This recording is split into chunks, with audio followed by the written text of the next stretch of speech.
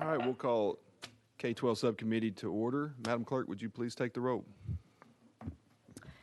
Representative Koeninger. Representative Cassada. Here. Chairman Zapicki. Representative Clemens. Chairman Haston. Here. Representative Hurt. Here. Representative Love. Chairman Reagan. Here. Chairman White. Here. Chairman, you have a quorum. Thank you. Does anybody have any personal orders before we get in today's events? We do have a presentation, but before that, we do have, I won't go through the calendar. We have a few updates on the calendar. Item number 2 has been rolled 1 week, House Bill 1880. Item number 3, House Bill 982, has been taken off notice, and so that will be headed to the special calendar. And item number 4, House Bill 1648, is rolled 2 weeks. And item number 5, House Bill 1891, is rolled to the last calendar. And that, I believe, ladies and gentlemen, brings us back to item number 1, House Bill 1848 by Chairman Howell. Motion on the bill. Properly motioned, and Chairman Howell, I believe you have an amendment. I do. Rewrites the bill, and is it 13144? That's what I have, sir. Motion on the amendment. All right, properly motioned. Without objection, we'll go ahead and get this on the bill, and then we'll discuss it on the bill. All those in favor of adopting Amendment 013144, please indicate by saying aye. Aye. All those opposed say no. The ayes have it. We are back on the bill as amended, and Chairman Howell, you are recognized. Thank you, Mr. Chairman. Members of the committee, as you know, County Commission is the funding body for all county government. They must vote on and approve all budgets submitted by all departments in the county. That includes from the sheriff's office to the county mayor's budget to the trustees' budget, on and on and on, because they are all elected officials. However, those elected positions are set by, salary is set by state code because they are constitutional officers and it's provided by population. The local school board is also an elected body, just like the county commission, and the county commission has to approve their budget. However, the county commission, this came to light recently in my district when the county commission was faced with the untenable task of trying to approve an increase in salary for the school board. When it came to the attention of the public that the school board, which does just as much work as the county commission, was being compensated at the rate of $200 a month. However, the county commission was being compensated at the rate of $903 per month, with the chairman making $1,500 a month. And this is just one, after some research, I discovered that this is pretty much the case across the state. And so with due credit to the county commission, they attempted to rectify this situation, recognizing that the school board works very hard. And so they attempted to give them a raise by resolution, because current law says they can't put it in their budget. The school board can't put it in their budget. They have to have a separate resolution. And as you can imagine, the conundrum that arose in the public, the media got a hold of this, and you know, they were proposing giving 1,000% raise to the county school board. And so what this bill attempts to do is to do like most other departments and just allow the school board to put the compensation, allow the school system to put the compensation for the school board in their county budget. Give that county budget, like all other departments, to the county commission. They will vote on it or deny it. They can adjust it if they so please. And this will, I believe, keep the county commission from being in the untenable position of approving a pay raise for another elected board outside of the budgeting process. Just put it in their budget, let them vote on it.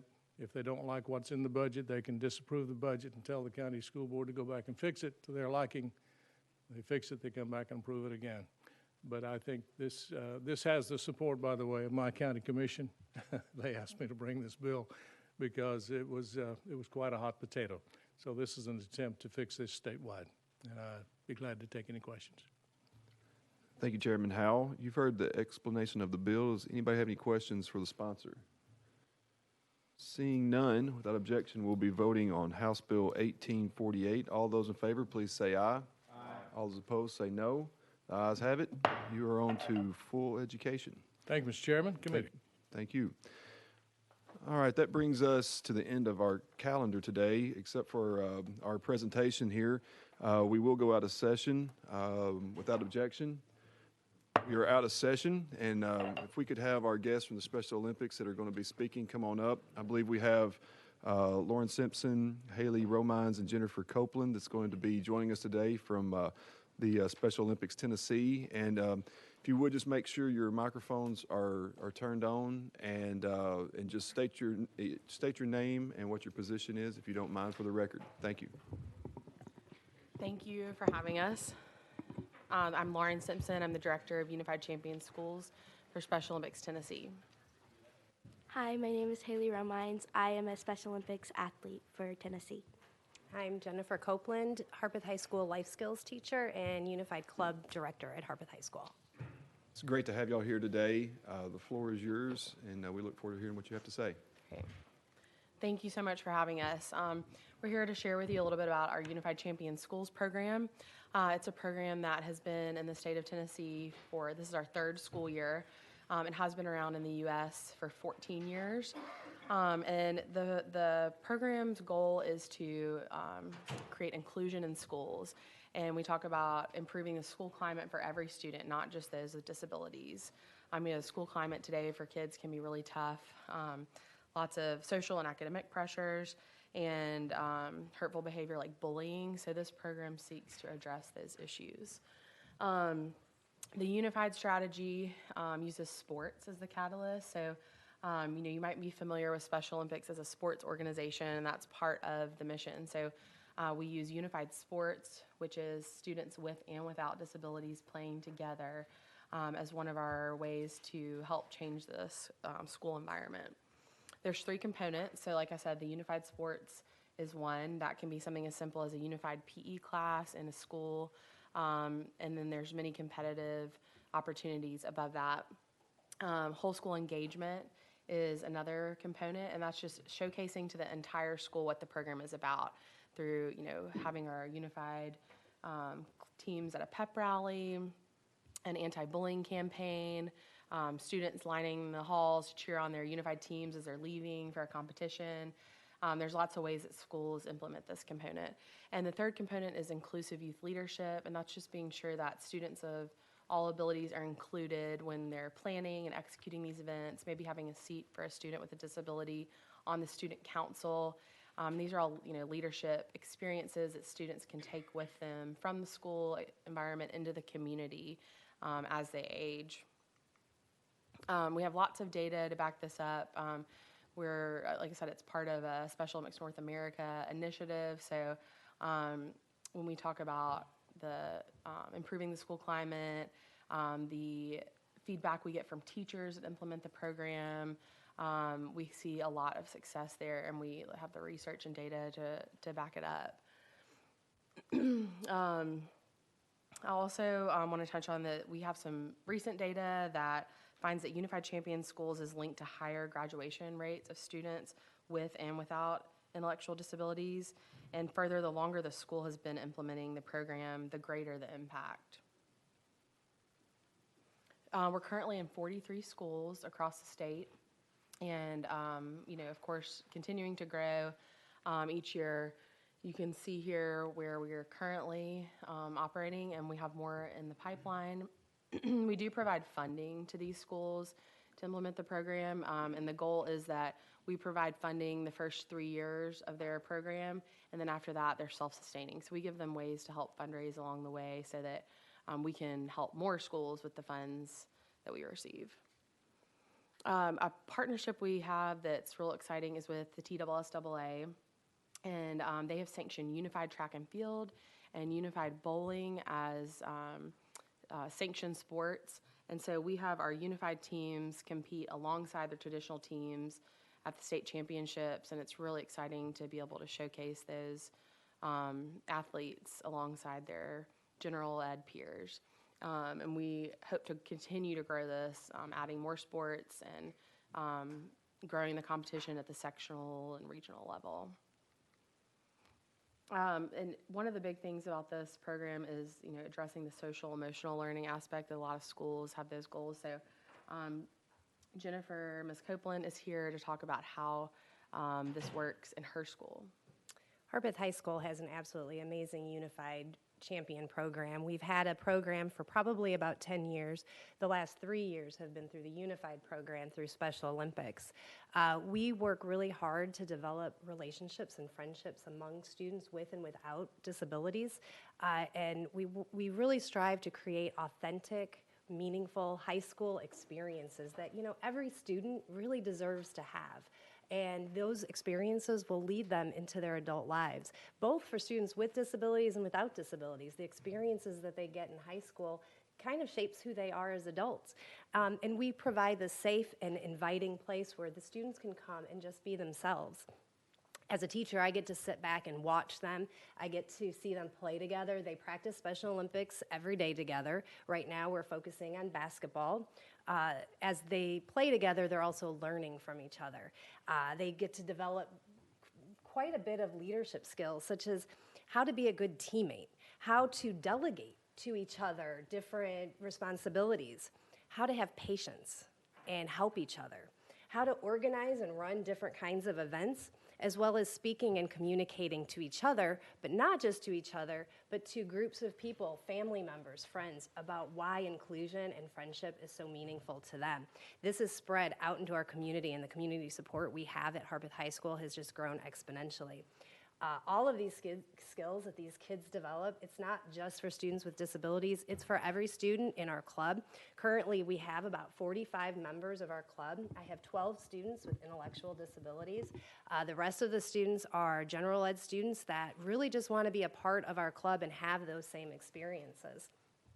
Right now, the students are working together to put together an intramural basketball game.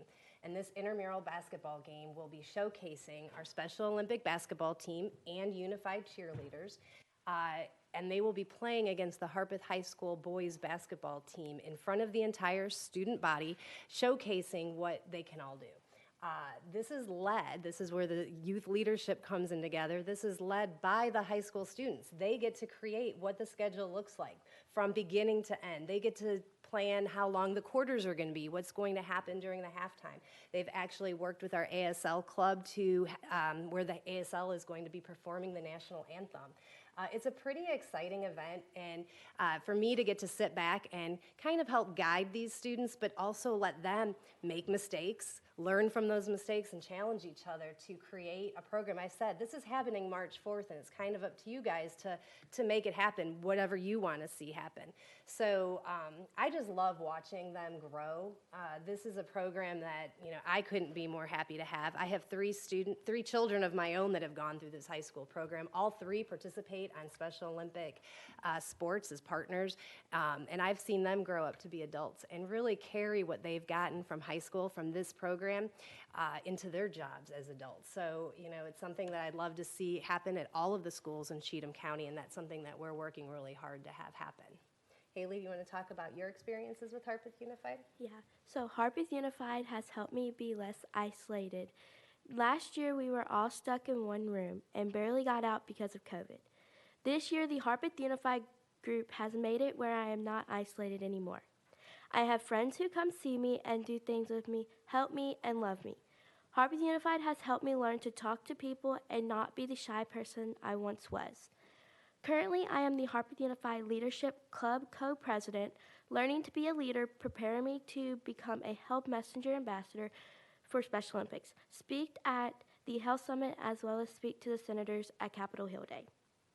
And I am also going to Orlando with my best friend Callie to be youth leaders for the state of Tennessee. We are currently getting ready for our unified prom. Some of the girls took me dress shopping where I felt included, and I can't wait to spend time with them at prom. Because of Harpeth Unified, I feel like I am part of the school. I have friends who care about me, and I have a safe place to be. Harpeth Unified is my life, and I would not change the relationship with those people for the world. I love how they have helped me have a memorable high school experience. Thanks, Haley. So the support that we provide from the state office for the liaisons includes the funding that I mentioned for those first 3 years. I help implement the program within the schools, get the liaisons on board. We also have a lot of resources through Special Olympics North America. We have lesson plans, physical education programs, lots of things that teachers can use in their classrooms. So, we're not trying to give them more work to do. We're trying to help make it easier for them. We also just have regular contact with the school to be sure everything's going well and answer any questions. We go in person whenever we can, so we're always there for them. And then the schools commit to participate in at least one unified sport. Like I said, something as simple as a unified PE class. A lot of schools might already do that, so that kind of satisfies that requirement. And then we ask them to participate in the youth leadership and the whole school engagement component. And then just support their student leaders to empower them to lead these programs. And now we can take questions. Thank you so much. Thank y'all for being here today. Haley, I just really appreciate what you had to say. And I'll have to say, as you could tell when I couldn't say the word adopt earlier, I have a hard time speaking in front of people to this day. And just you should be really proud of how you handled it. There's a lot of people that come in with a lot more experience and a lot more degrees, and they come in and they didn't handle it near as well as you handled coming in here and talking to us today. So I appreciate you coming in and having sharing your story with us. Does anybody have any questions or comments for our guests? Representative Hurt. When you talk about funding and expanding, and hats off to Harpeth, I think y'all said that y'all are to the point where you'll be self-funded moving forward. Correct. But I guess my question would be, as these schools want to try to participate, and I know you're limited on the funds and how many schools can participate, kind of how do you decide, do you have like a waiting list for folks that want to be involved, or are you at the point of you take applications and kind of decide, how does your qualification process work?